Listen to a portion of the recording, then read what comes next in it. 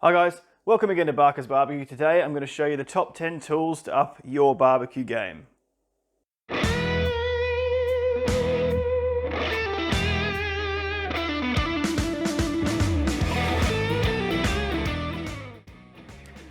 Alright guys, so I've put this list together today. It's not an exhaustive list, it doesn't cover everything, but if you invest in a couple of these things, I'm quite sure you'll find your barbecue life goes a bit easier. If you want to get a gift for that special someone in your life as well, then this list is definitely worth checking out. So let's have a look, let's get started. Alright guys, so tip number one is a good couple of knives.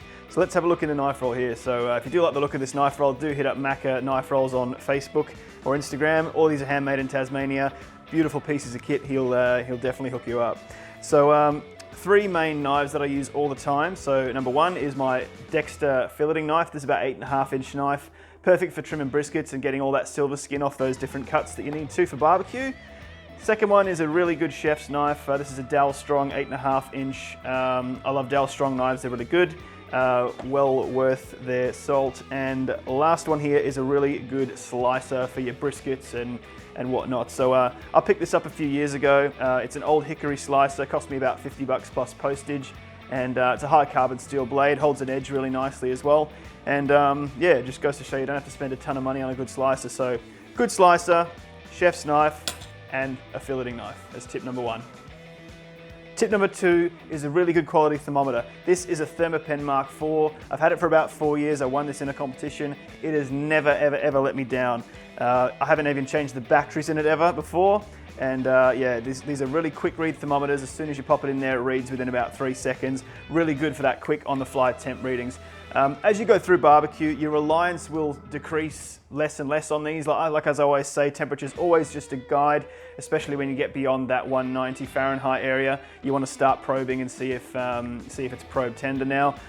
In saying that, like I say, this has never let me down. It's also not the cheapest thermometer around. There's also a couple of other options such as your Javelin Pros. And ThermoWorks also have one called a Thermopop as well. It's like a little lollipop shaped one that fits in your breast pocket. I had one of those for the first few years of barbecue, then I won this. Yeah, this has never let me down. Good quality thermometer, tip number two.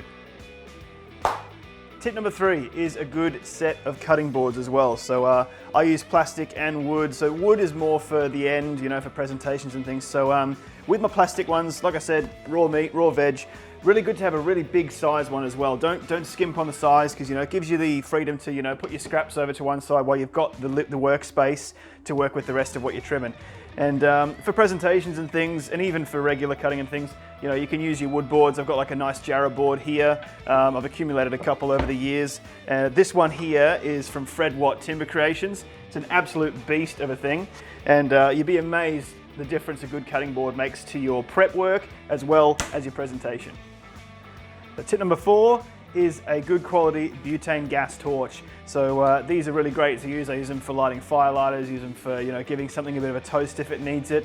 You know, these things are all right. They break after a bit. They don't work all the time, but you know, this thing, I've had this for a year. It's never let me down. It's got a bit more firepower too, and I know what I'd rather use. All right, so up to tip number five now, guys. This is a really important one. This is called a charcoal starter or a chimney starter. So basically, they're a really simple piece of gear, nothing to them really. They're just a steel tube with a grate about 1/3 of the way up. You pour your charcoal into the top, you set some firelighters going underneath, you pop it down on top of the firelighters, come back in 10 to 15 minutes, and the charcoal's red, roaring, and ready to go. So obviously you lift them up, pour it into your barbecue, and off you go. A really important piece just to make your life easier in barbecue. Definitely worth investing in one of these. Tip number six is a good cast iron skillet. These things are really great. They've got great heat retention, so if you serve anything in them, they stay hot for ages. They're really heavy duty, built to last a lifetime. They're great for cooking all kinds of things. They're perfect for searing steaks, perfect for even cooking cornbread out of this. Some of the cornbread that's come out of this has been absolutely incredible. So a good quality 10-inch cast iron skillet is well worth investing into.